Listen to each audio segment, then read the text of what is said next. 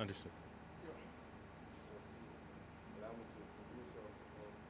My name is Rand Holtz, and I represent General Trading Company.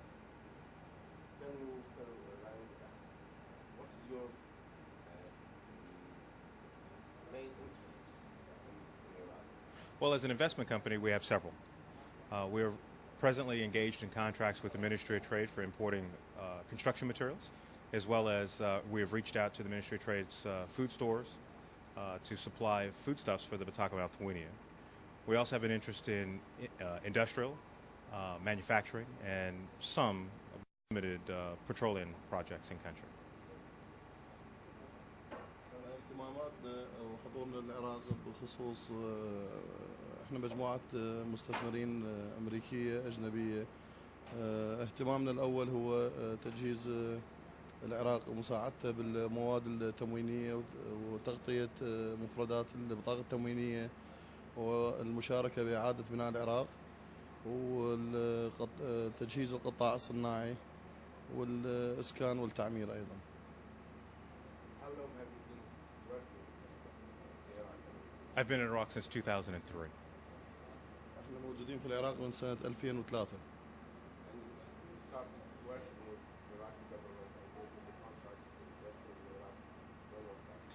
We made the jump from government-supported contracts to private government, or shall I say, Iraqi government contracts, starting 2004 to 2005. بدأنا بالحصول على دعم الحكومة العراقية بعمل بعض العقود معها واحنا بنفس الوقت ايضا مستعدين لدعم الحكومة بالمقابل لإنجاز هاي المشاريع ان شاء الله.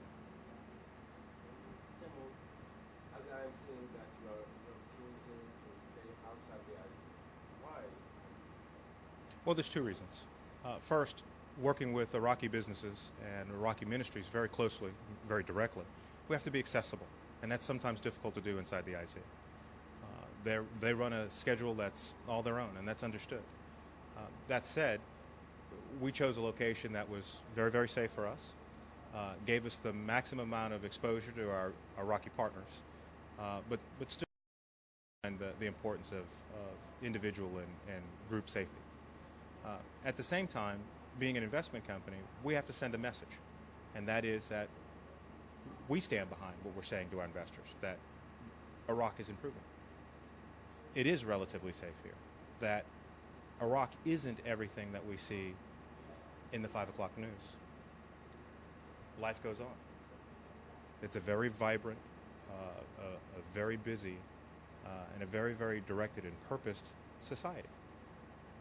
And it's important that our investors, our business partners, our associates, all know that.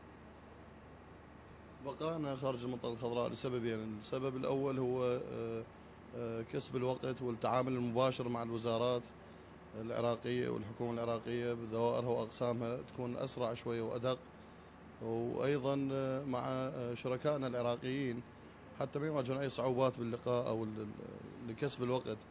السبب الثاني والأهم اللي هو أنه احنا نريد نثبت أنه للمستثمرين شركائنا اللي بالخارج الأجانب أنه العراق بدأ آمن، ومو كل اللي تشوفوه على الأخبار القناة الخامسة أو الساعة الخامسة عندهم هو صحيح، لأنه ما توضع غير الأخبار السيئة عن العراق. وأيضا احنا بمكان أمين ومرتاحين وممكن ندير عملنا بصورة جدا سريعة، وهذا راح ينعش بعض أفكار المستثمرين أو يسلط الضوء على أنه الأخبار اللي دا توصل مو كل الأخبار اللي صحيحة والناجحة. أكو أخبار جيدة عن العراق والعراق بأمان، وبدأت عملية تطور وتقدم إن شاء الله تستمر.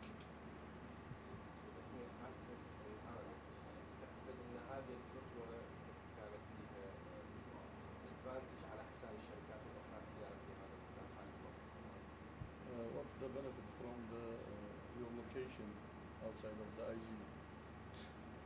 It's I'm taking Is there is any advantage for that's making the the number competition one with the for other, in comparing with the other companies that was getting the biggest advantage is it's the ease and access to our local partners. As I said before, we could have easily set up inside the ICA, but varying security situations and schedules and diplomatic visits from whoever from wherever have a constant impact on the schedule of what's available or what checkpoints are closed. And in the desire to do business as easily and as expeditiously as possible, we saw it far greater advantage for us to be on the outside. مثل ما قلت لك عنصر الوقت هو مهم عندنا، وظهورنا خارج المنطقة الخضراء هذا ما يعني انه اكو فد مصلحة انه على حساب الشركات الاخرى او صراع او تحدي او كذا، بس بالعكس المنطقة الخضراء منطقة دولية بها زيارات دبلوماسية، بها مؤتمرات للحكومة العراقية.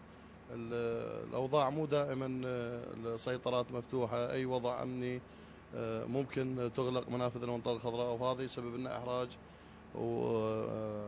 وفقدان الوقت في التعامل اللي يخص اختصاصاتنا الاستثمارية والتعاون والتواصل مع الشركات التجارية العراقية أو الحكومات الوزارات العراقية لتسهيل مهمتنا.